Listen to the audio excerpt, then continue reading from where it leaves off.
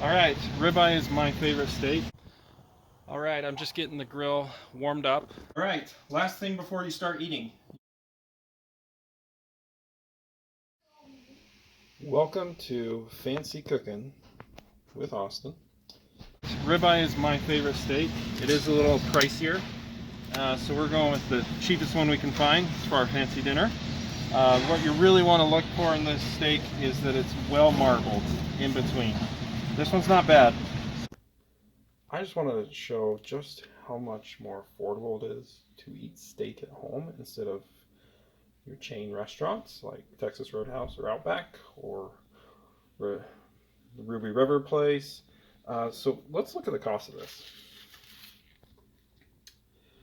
$40, $9.99 a pound. So these steaks are basically 16-ounce steaks that cost $10. Try doing that at Texas Roadhouse or even Outback. You can't. So it's a great value to cook it from home. Now I'm going to show you how to cook it perfectly. While my steak rests, I want to rest it almost to room temperature. That's way it just grills better. Okay, so the other steaks, because the Bushman family doesn't really like steaks. I love them.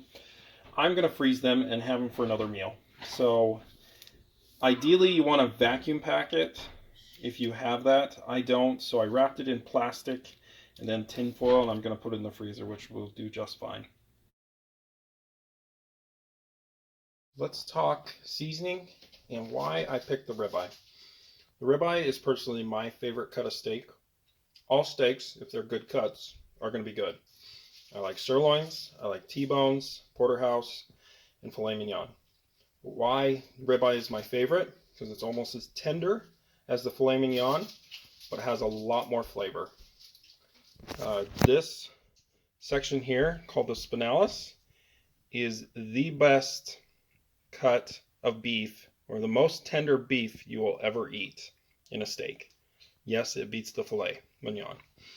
Okay, now seasoning. You kind of want to go simple. A lot of people just love salt, pepper. Some people add on garlic, so salt, pepper, garlic, like SPG. One of my favorite seasonings, it's not as simple, is I have this homemade Outback rub, and I just really enjoy it. And so that's what I'm going to use tonight.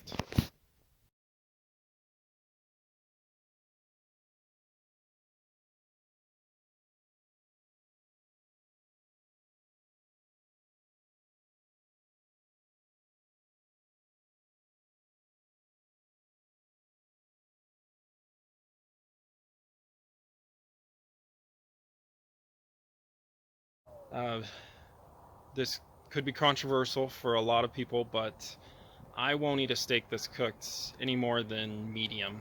Medium's about as high as I could ever do. And honestly, medium's a little too much for me. I feel the perfect cut is medium rare. I don't really like rare. It's a little too wiggly and red in the middle.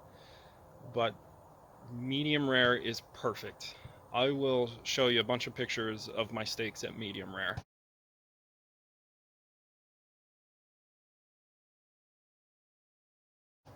And medium rare, I feel, is where you're going to get the juiciest steak, most tasty, and tender. So I highly recommend cooking it to medium rare, which is 125 degrees. I really want the grill above 550, so this is almost a 600, which is great. You really want to get some good sear marks on your steaks. It's time to put the steak on the grill. So what I'm going to do, what you should do, put it on one of the hotter parts of, if it's a gas grill. You get good sear marks. Press down. Now we wait 2 minutes before I turn it. It's been 2 minutes, so let's rotate it. Okay. Ooh. This is harder to do one-handed. Okay. I also want to press down to get those grill marks. We'll do another 2 minutes. It's been another 2 minutes. Now we get to flip the steak. Let's see how these grill marks turned out. So with the fatty ribeye, it's going to start a little bit of a grease fire, but that's okay. And look at that. Pretty good grill marks. So let's do the same thing, another 2 minutes.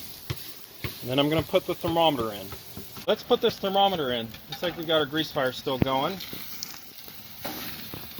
So I'm going to put the thermometer in right now. It's a beautiful steak. Okay. Let's see.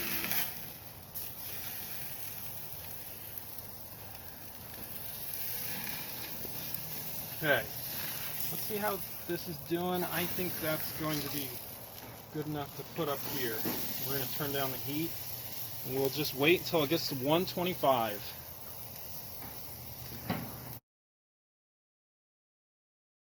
It's time to take it off. It is ready. Got to 125 degrees.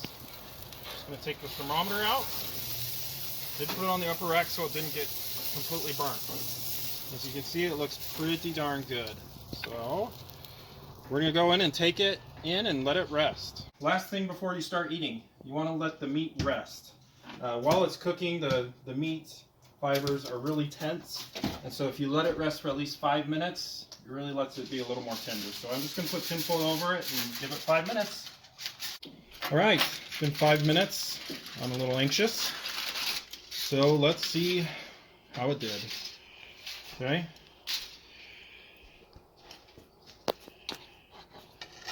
Okay, look at that. Perfect medium rare every time. 125 degrees. Now I'm going to go and enjoy it.